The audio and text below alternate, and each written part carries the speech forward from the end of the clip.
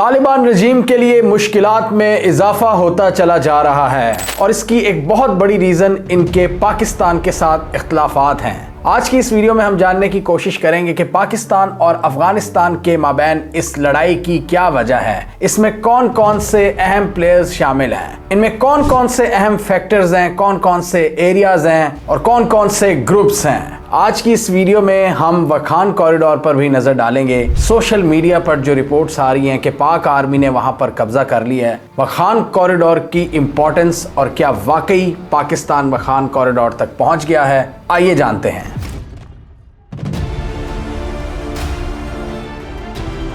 तो पाकिस्तान और अफगान तालिबान के दरमियान जो झड़पें चल रही हैं वो किसी से ढकी छुपी नहीं है। पाकिस्तान का इनसे मुतालबा है कि आप टीटीपी को कंट्रोल करो। टीटीपी वो ग्रुप्स जो कि पाक अफगान बॉर्डर पर ज्यादा एक्टिव हैं और पाकिस्तान में कार्रवाइयां कर रहे हैं। 2006 से पाकिस्तान ने उनके खिलाफ मुताद्दिद ऑपरेशन किए लेकिन उनको कंप्लीटली क्रश करने में नाकाम रहा। 2014 में एपीएस हमले के बाद रहील शरीफ की क़यादत में पाकिस्तान में ज़र्ब-ए-अज़्ब लॉन्च करने का फैसला किया और उसमें टीटीपी को कारी ज़र्ब लगाई, जिसकी वजह से इनके बहुत से फाइटर्स अफगानिस्तान में भाग गए। टीटीपी पर मुताद्दिद ऑपरेशंस जो मुशर्रफ दौर से शुरू हुए हैं और फिर कियानी ने राह रास्त ऑपरेशन किया, जनरल रहील शरीफ ने ज़र्ब-ए-अज़्ब किया और बाजवा साहब ने रद्दुल फसाद, लेकिन टीटीपी एलिमिनेट नहीं हो सकी। 2018 से 21 तक जब अफगान पीस प्रोसेस चल रहा था तो पाकिस्तान की जो पूरी इस्टेब्लिशमेंट थी और पाकिस्तान की हुकूमत थी वो अफगान तालिबान के साथ मिलकर काम कर रही थी और अमेरिकन के साथ भी, कि सारे प्रोसेस को खुश असलूबी से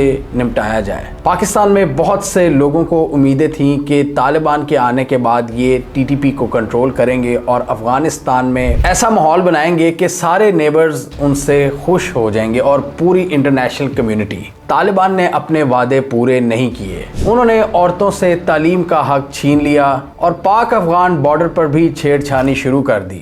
2021 के एंड पे ही हम कवर कर रहे थे कि किस तरह टीटीपी के बहुत से लोग पाकिस्तान में एंटर हो रहे हैं। पाकिस्तान ने उस वक़्त इनको पैगामात देने की कोशिश की कि जी इनको कंट्रोल करो। इसी असनाम में हमने ये भी देखा कि जनरल फैज़ काबुल में गए और वहाँ पर हालात को कंट्रोल करने की कोशिश की और तालिबान का जो हक्कानी नेटवर्क है जो काबुल में ज़्यादा एक्टिव है उनसे रवाबित बढ़ाने की कोशिश की। वही हक्कानी नेटवर्क जिनसे अभी यूएई ने भी बातचीत की है, उनकी सारी डिटेल आप इन वीडियोज़ में देख सकते हैं। पाकिस्तान ने अफगान तालिबान को यहाँ तक कह दिया कि भाई ये जो टीटीपी के लोग हैं इनको बॉर्डर से दूर ले जाओ, पाक अफगान बॉर्डर से। टीटीपी की महफूज पनाहगाहों को ये जो पाक अफगान बॉर्डर के करीब हैं, ये पख्तिया, कुनड़ और नंगरहार के करीब, यहाँ पर पाकिस्तान ने कहा कि यहाँ पर जो टीटीपी की बेसिस हैं हम इनको बर्दाश्त नहीं करेंगे और आखिरकार पाकिस्तान ने तंग आकर खुद यहाँ पर एयर स्ट्राइक शुरू कर दी। अच्छा, इसी इसना में हमने ये भी देखा कि पाकिस्तान और अफगान हुकाम की बातचीत भी चलती रही। पाकिस्तान ने इनके लिए OIC भी मुनक्किद करवाई कि जी हम आपको लेजिटिमेसी प्रोवाइड करवाएंगे, आप जरा अपनी हरकतें सही कर लें। लेकिन अफगान तालिबान को पाकिस्तान की बात कोई ज्यादा समझ नहीं आई। उन्होंने पाकिस्तान की खातिर टीटीपी वालों से अपने बॉन्ड को कमजोर ना करने का फैसला किया और उनको एक खुला हैंड प्रोवाइड किए रखा कि आप जहां मर्जी अपनी कार्रवाइयां करें। टीटीपी की कार्रवाइयां पाकिस्तान में तेज होती गई। 2022 के बाद से पाकिस्तान में हमलों में तेजी आई और पाकिस्तान और अफगानिस्तान की बातचीत भी चलती रही। पहले जनरल फैज़ गए काबुल में और उसके बाद 2023 में पाकिस्तान ISI के चीफ नदीम अंजुम साहब कंधार गए और कंधार में कंधारी ग्रुप से बातचीत की। मतलब पहले पाकिस्तान के समझा जाता है कि ज्यादातर कनेक्शंस थे हक्कानी नेटवर्क से जो कि काबुल साइड पे एक्टिव है। पाकिस्तानी चले गए नीचे कंधारी ग्रुप से बातचीत करने कि भाई तुसी कुछ कर लो, लेकिन उसका भी कोई रिजल्ट नहीं निकला और कंधारी ग्रुप के जो मुल्ला याकूब हैं वो पाकिस्तान की तरफ होस्टाइल होते गए, वो प्रो इंडिया होते जा रहे हैं और वो ये बयान दे रहे हैं कि हम इंडिया के साथ अपनी फोर्सेस को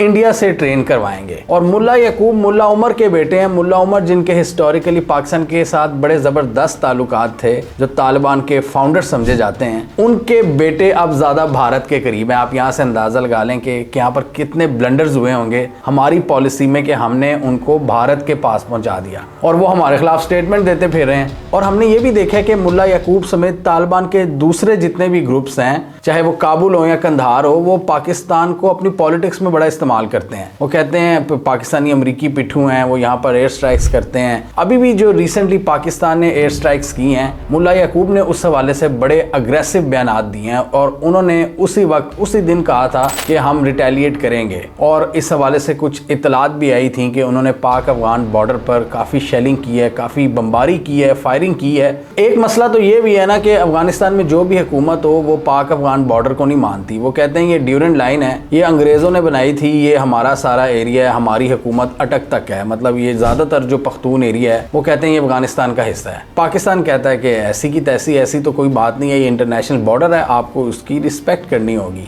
तो इसलिए हम देखते हैं कि फिर ये सारा जो आपका वेस्टर्न फ्रंट है ये गर्म रहता है। अगर आप ये चित्राल से नीचे आ जाएं, अभी चित्राल वाली साइड पर भी क्या हो रहा है वखान कॉरिडोर पर, वो मैं आपको बताऊंगा। लेकिन ये आप पेशावर से शुरू हो जाएं, फिर ये पारा चिनार और फिर काबुल, कोयटा, कंधार, ये सारा इलाका गर्म ही रहता है और यहाँ पर इन्फिल्ट्रेशंस हमें देखने को मिलती रहती हैं। ये जितने भी ये प्रोविंसेस हैं, इनके ये इलाके जो पाकिस्तान के साथ लगते हैं, नंगरहार, पख्तिया, कुनार, जैसे मैंने पहले कहा कि पाकिस्तान ने इनको कई बार कहा है कि यार तालिबान को दूर ले जाओ, ये टीटीपी वालों को। मतलब 2021 में जो हमें ऐसा लग रहा था कि एक भाईचारे की फिजा कायम होगी अफगान तालिबान के साथ और ये हमें सेंट्रल एशिया तक एक्सेस देंगे, वो नहीं हो सका। और हमारा बजाय कि उनसे भाईचारा बढ़ता, हम वो चीज़ सारी दुश्मनी में कन्वर्ट हो रही है। और फिर पाकिस्तान ने जो इनके तारकीन वतन को निकालना शुरू किया हुआ है, अफगानिस्तान में भेजना शुरू किया हुआ है, वो एक उसमें फैक्टर है जिसकी वजह से नफ़रतों में इजाफा हो रहा है। और सोशल मीडिया पर भी देख लें, जिस तरह मैंने कल की वीडियो में बात की थी कि जो पाकिस्तान और बांग्लादेश का प्यार नज़र आता है सोशल मीडिया स्पेस पर, पाकिस्तान और अफगानिस्तान की हमेशा लड़ाई ही होते हुए नज़र आती है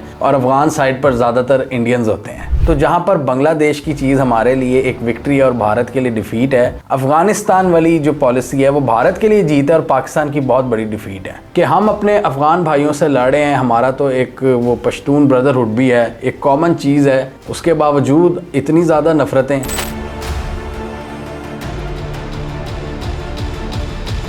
तो पाकिस्तान ने अफ़गानिस्तान के हवाले से जो ख्वाब देखे थे कि जब यहाँ अमन आएगा, हमारी ट्रेन जाया करेगी, हमारी बसें जाया करेंगी सेंट्रल एशिया तक और माल लाया करेंगी, वो ख्वाब तो पूरा नहीं हो सका। इमरान खान के दौर में हमने देखा था कुछ ट्रक्स गए थे, लेकिन वो कुछ ही थे, वो बात आगे नहीं बढ़ सकी ऑब्वियसली लड़ाई की वजह से। अब ये खबर आई है कि पाकिस्तान ने बदख्शान प्रोविंस में वखान कॉरिडोर पर कुछ कार्रवाइयाँ की हैं। पाकिस्तानी रियासत से मुंसलिक जो कुछ अकाउंट्स हैं ट्विटर पर, वो तो बड़ी चेस्ट थंपिंग कर रहे थे और वो बड़े फख्र से बता रहे थे कि अब ये पाकिस्तान का हिस्सा है। हम देखते हैं इसमें किस हद तक सच्चाई है इस क्लेम में कि वखान कॉरिडोर पाकिस्तान का हिस्सा है और इसकी क्या इंपॉर्टेंस है। ये हो भी सकता है कि नहीं हो सकता। वखान कॉरिडोर की बात करें तो ये अफगानिस्तान के बदख्शान प्रोविंस में आता है और ये सिर्फ 18 किलोमीटर वाइड एक नैरो स्ट्रिप है, एक बहुत छोटा एरिया है। मतलब आप कह सकते हैं कि पाकिस्तान और सेंट्रल एशिया के दरमियान सिर्फ 18 किलोमीटर का ये पैच है जिसके बीच में सिर्फ ये वखान कॉरिडोर है। और वखान कॉरिडोर अगर पाकिस्तान के पास आ जाता है तो हम सेंट्रल एशिया से कनेक्ट कर जाते हैं और हमें अफगानिस्तान की ज़रूरत नहीं पड़ेगी कि हमने सेंट्रल एशिया के ममालिक में जाना है, रूस जाना है या इवन यूरोप जाना है बाय बस या बाय रोड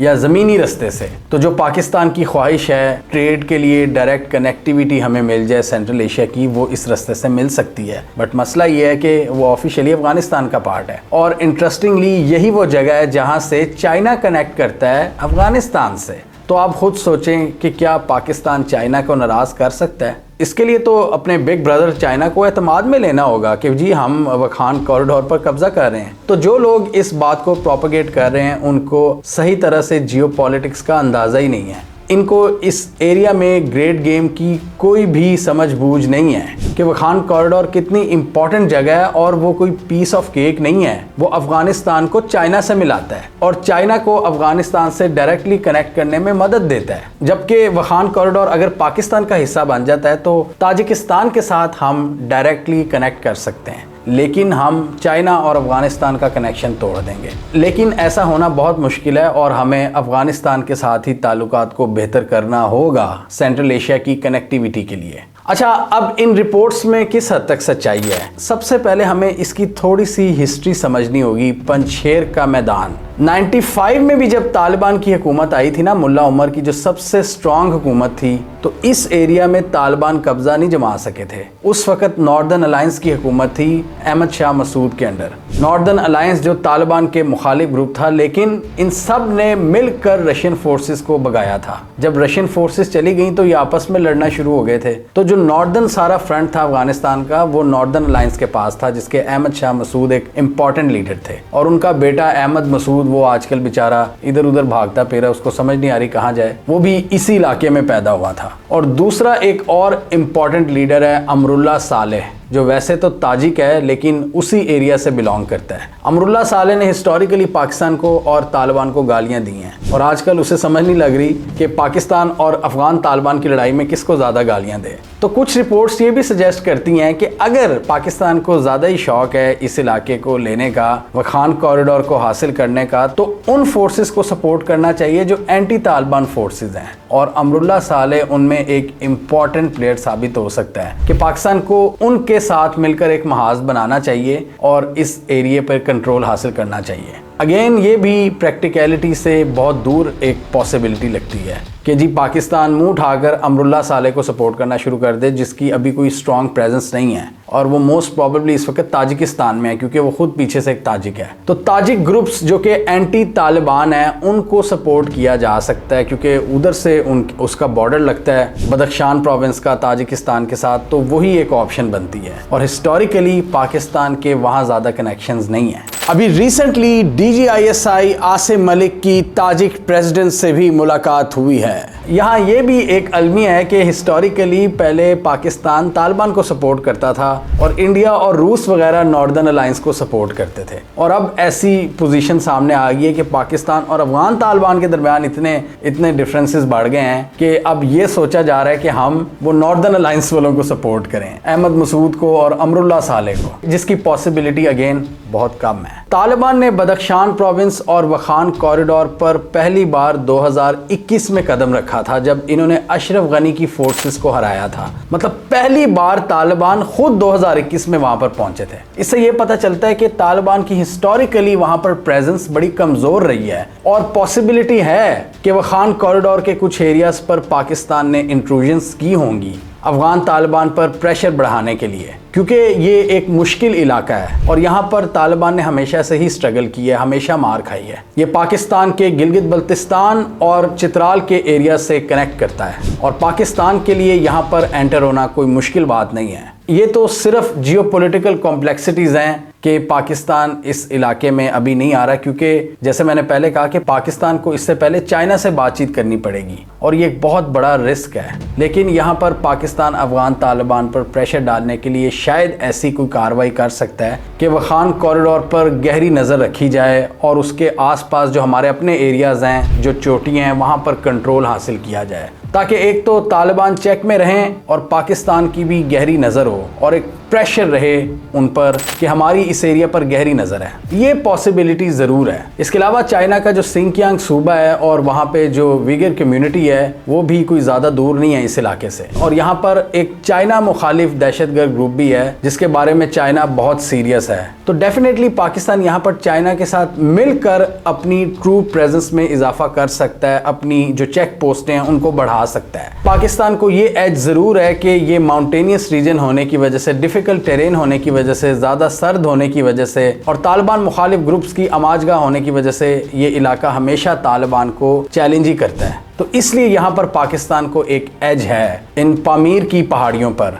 और मेरी यहाँ पे यही ओपिनियन है कि जो सबसे स्ट्रॉन्ग फोर्स है अफगानिस्तान में, पाकिस्तान को उसी के साथ जाना चाहिए। अफगान तालिबान जो कि हैं भी पश्तून ज़्यादातर, और पाकिस्तान में भी बहुत बड़ी पश्तून पॉपुलेशन है। हमारा ताजिक्स के साथ कोई ज़्यादा कॉमन ग्राउंड है नहीं, तो कल्चरल और एथनिक लाइन्स को जहन में रखते हुए हमें प्रेजेंट रूलर्स के साथ ही अपने मामलात को दुरुस्त करना होगा।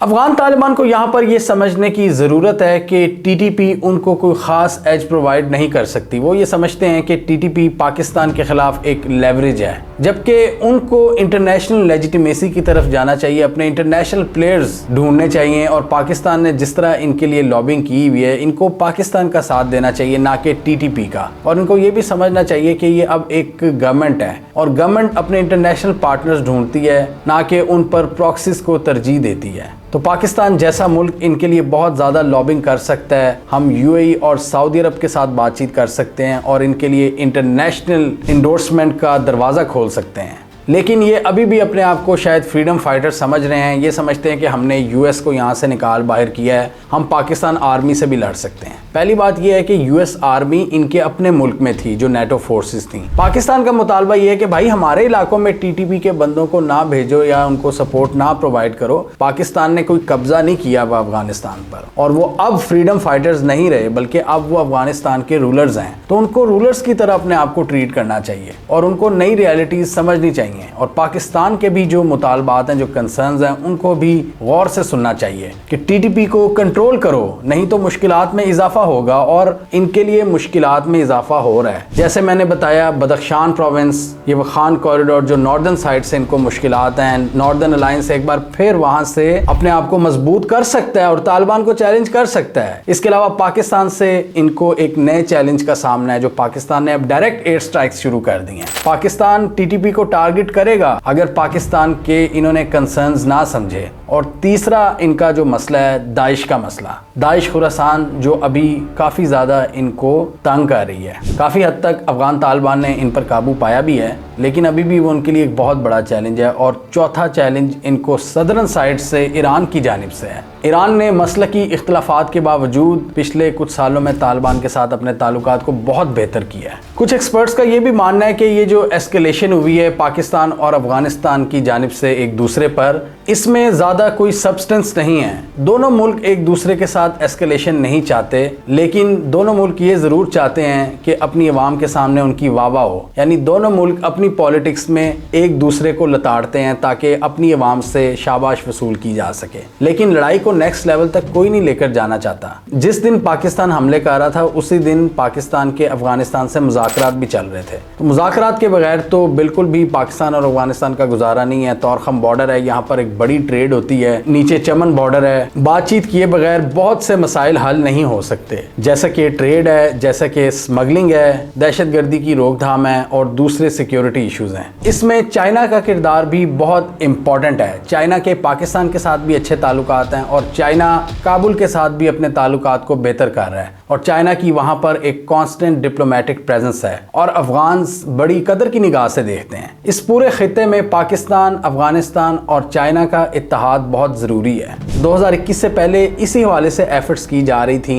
कि पाकिस्तान, रूस, ईरान, चाइना और अफगानिस्तान मिलकर काम करेंगे, लेकिन बहुत से ऐसे मसले मसाइल हुए हैं जिनकी वजह से वो बातचीत आगे नहीं बढ़ सकी। पाकिस्तान रूस और चाइना से ताल्लुकात अच्छे कर रहे हैं, अफगानिस्तान रूस और चाइना से ताल्लुकात अच्छे कर रहे हैं। तो पाकिस्तान अफगानिस्तान के साथ क्यों नहीं कर सकता अच्छे ताल्लुकात, जिसकी स्ट्रेटेजिक प्रॉक्सिमिटी बहुत इंपॉर्टेंट है। ऊपर इसके सेंट्रल एशिया है और रूस है, इसके साथ चाइना भी लगता है, इसके साथ ईरान भी लगता है और हमारे वैसे ही ये हमसाए हैं। तो हमारे लिए इनके साथ स्टैंडर्ड लेवल पर ताल्लुकात को मेंटेन रखना बहुत ज़रूरी है। हम इन ताल्लुकात को डाउनग्रेड नहीं कर सकते, इससे हमारा ही नुकसान है। और मैं इस वॉर मॉन्गरिंग और चेस्ट थम्पिंग के भी खिलाफ हूँ, जो लोग सोशल मीडिया पर कर रहे होते हैं कि जी हमने इतने बंदे मार दिए, अफगानिस्तान में इतने कर दिए। हम हमेशा ही इसके मुखालिफ रहे हैं। जब इंडिया वॉर मॉन्गरिंग और चेस्ट थम्पिंग करता है, हम उसके खिलाफ भी बोलते हैं, और अगर पाकिस्तान करेगा तो हम उसके भी हक में नहीं हैं। पाकिस्तान और अफगानिस्तान दोनों को ज़्यादा से ज़्यादा एलाइज चाहिए इस रीजन में, और एक दूसरे के साथ तलखियों में इजाफा कर कर हम इन एलाइज को माइनस कर रहे हैं। और पाकिस्तान को ये भी समझने की ज़रूरत है कि हम जितना ज़्यादा अफगानिस्तान के ख़िलाफ़ होंगे,